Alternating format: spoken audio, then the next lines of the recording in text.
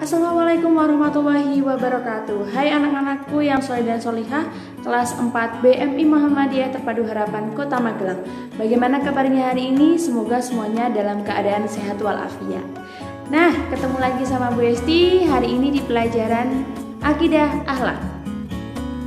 Nah, hari ini kita akan belajar tentang mengimani kitab-kitab Allah.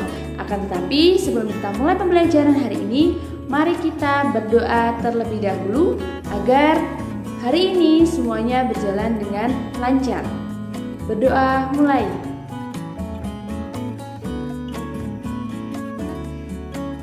Berdoa selesai. Baik anak-anakku, semuanya sudah siap ya untuk belajar hari ini. Ya, mari kita simak video materi berikut ini. Anak-anakku, belajar tentang meyakini kitab-kitab Allah. Oke, beriman kepada kitab Allah. Sebelum kita masuk ke materi, Bu Esti ingin bertanya dulu. Seandainya jika di dunia ini tidak ada kitab Allah, kira-kira apa yang akan terjadi dengan manusia? Ayo, siapa yang tahu? Kalau tidak ada kitab Allah, apa yang akan terjadi kepada manusia? Ada yang menjawab tidak tahu? Nah, kalau tidak tahu, makanya kita belajar bersama ya. Nah, seandainya jika tidak ada kitab Allah, bisa jadi manusia itu tidak mengetahui siapa Tuhan mereka. Dan bahkan bisa jadi mereka akan menganggap bahwa benda-benda yang hebat seperti matahari, bulan maupun bintang itu sebagai Tuhan mereka. Karena dapat menyinari bumi ya kalau matahari. Kemudian bulan bersinar sendiri di antara kegelapan malam. Juga bintang-bintang yang gemerlap indah. Nah, jika tidak ada kitab, maka bisa jadi manusia akan berpikir bahwa oh, Tuhanku pasti matahari atau Tuhanku pasti bulan dan benda yang lainnya. Selain itu, jika tidak ada kitab Allah, manusia juga tidak akan mengetahui dari mana mereka berasal dan akan kemana mereka setelah mati nanti. Nah, oleh karena itu, dengan adanya kitab Allah yang dibawa oleh Nabi dan Rasul, manusia akhirnya mengetahui siapa sebenarnya Tuhan mereka dan dari mana mereka berasal, serta kemana mereka nanti setelah mati. Masuk ke materi berikutnya, yaitu kita akan belajar tentang pengertian iman. Nah, bukan Pak Iman ya, tapi pengertian iman. Nah, pengertian iman secara bahasa artinya adalah percaya atau yakin. Sedangkan secara istilah adalah membenarkan di dalam hati, mengucapkan dengan lisan, dan melaksanakan dengan anggota tubuh. Jadi kalau kita mendengar iman kepada Allah, berarti yakin dengan Allah. Kemudian membenarkan dalam hati bahwa ya ada Allah, mengucapkan dengan lisan dan melaksanakan dengan anggota tubuhnya. Nah, iman kepada kitab Allah. Kenapa sih kita harus iman kepada kitab Allah? Mempercayai bahwa Allah telah menurunkan kitab. Nah, maksud dari iman kepada kitab Allah adalah kita percaya bahwa Allah telah menurunkan kitab-kitab melalui Nabi dan Rasulnya yang diberikan melalui malaikat Jibril. Dan kita juga percaya bahwa kitab-kitab yang turun ke bumi itu asalnya dari Allah Subhanahu wa Ta'ala. Nah, setiap orang muslim wajib beriman kepada kitab Allah. Karena iman kepada kitab Allah termasuk ke dalam rukun iman yang ketiga. Setelah iman kepada Allah dan iman kepada Rasulnya, kemudian iman kepada kitab Allah.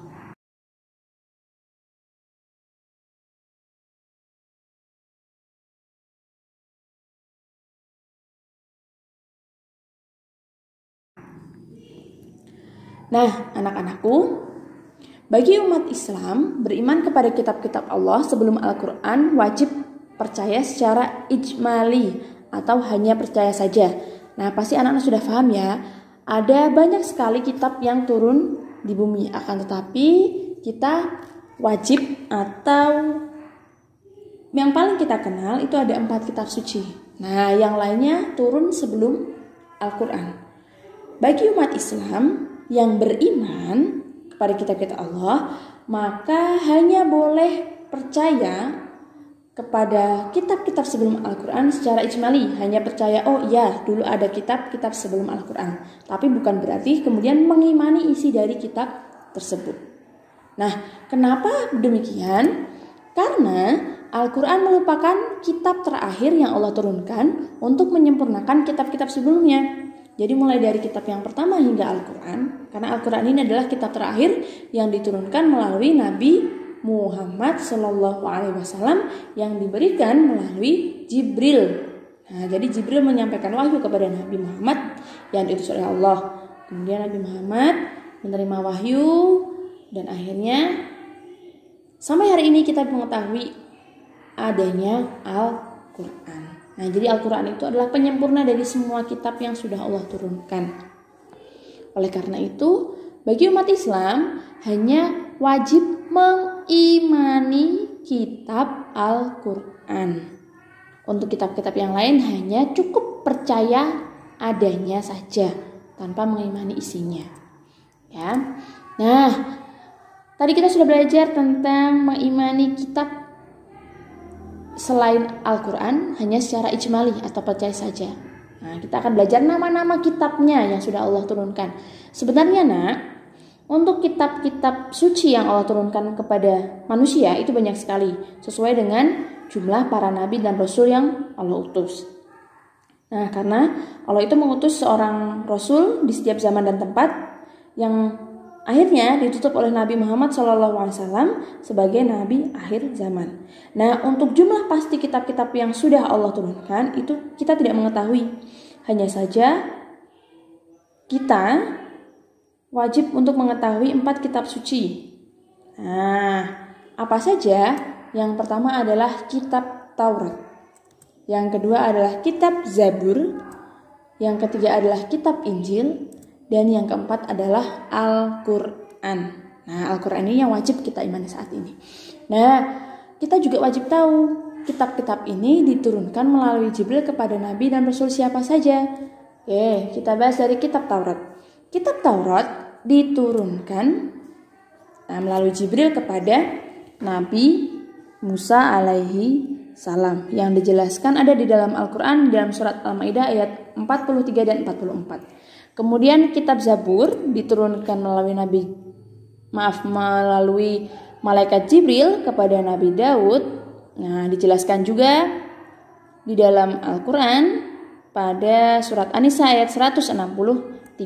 Kemudian kitab Injil kepada Nabi Isa yang terdapat juga dalam Al-Quran surat Al-Maidah ayat 46. Dan yang terakhir adalah Al-Quran yang diberikan melalui Jibril kepada Nabi Muhammad SAW.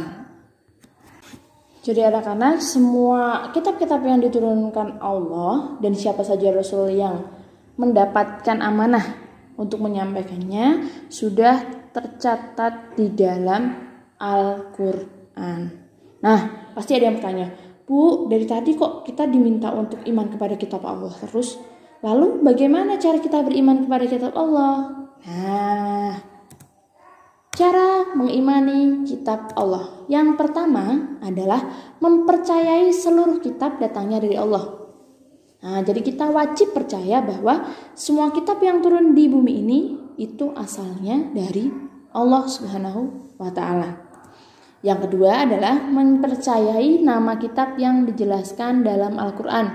Jadi bukan menyebut nama kitab dengan sesuai nama yang kita inginkan ya, akan tetapi kita percaya bahwa oh ternyata ada kitab Zabur. Kitab Zabur itu sudah dijelaskan di dalam Al-Quran. Tidak boleh mengganti-mengganti nama kitab. Kemudian yang ketiga adalah membenarkan berita tentang kitab terdahulu dalam Al-Quran. Jadi seperti rentetan cerita atau sejarah diturunkannya kitab-kitab sebelum Al-Quran. Nah, itu kita wajib mengimani atau membenarkan. Kemudian yang keempat adalah mengamalkan hukum-hukum dari Al-Quran. Jadi dalam Al-Quran itu banyak sekali ilmu-ilmu yang bisa kita pelajari dan kita bisa mengamalkan hukum-hukum atau ilmu-ilmu tersebut. Nah, kenapa ya ada banyak sekali kitab akan tetapi hanya Al-Quran saja yang wajib kita imani? Nah, selain tadi yang sudah Beci jelaskan bahwa Al-Quran itu adalah sebagai penyempurna dari semua kitab, ternyata Al-Quran juga memiliki keistimewaan. Nah, apa saja keistimewaan dari Al-Quran? Yang pertama, dijaga kemurniannya. Jadi Al-Quran itu meskipun dia sudah banyak ya, kalau sekarang ya Al-Quran itu, kalau dulu itu kan hanya dimiliki oleh Rasulullah, kemudian oleh Khulafaur Rasyidin itu mulai digandakan. Nah, akan tapi meskipun digandakan dari zaman Khulafaur Rasyidin sampai hari ini, Al-Quran itu masih murni. Nah, berbeda kalau kita tahu ada kitab Injil, itu ada beberapa revisinya atau diperbarui. Sedangkan Al-Quran itu murni. Jadi dari dulu, dari ketika diturunkan oleh Allah melalui malaikat Jibril kepada Rasulullah hingga detik ini tidak ada yang berubah isinya. Kemudian yang kedua adalah mudah dipahami. Kalau anak-anak membuka ayat manapun di dalam Al-Quran kemudian membaca artinya, maka arti dalam Al-Quran itu pasti akan mudah dipahami, mudah untuk dipelajari. Yang ketiga, sesuai perkembangan zaman. Maksudnya gimana, Bu? Jadi di dalam Al-Quran itu menceritakan semua peristiwa-peristiwa yang terjadi di dunia ini. Entah itu terjadi di masa lalu atau yang terjadi saat ini. Nah, contohnya ada ayat-ayat yang menjelaskan tentang apa yang akan terjadi di dunia saat ini. Contohnya di surat Al-Mu'minun ayat 12-14. Boleh dibuka, boleh dilihat artinya. Atau di surat Ar-Rahman ayat 19. Nah, itu tadi alasan-alasan mengapa kita wajib untuk mengimani kitab Allah. Nah, akan tetapi ada kecualinya ya. Yang wajib kita imani hanyalah Al-Quran. Yang lainnya kita wajib percaya adanya, bukan ikut mengimani atau mengamalkan isi dari kitab-kitab sebelum Al-Quran. Baik anak-anakku, tadi adalah video pembelajaran hari ini. Semoga dapat bermanfaat dan dapat memberikan pemahaman bagi anak-anak semua.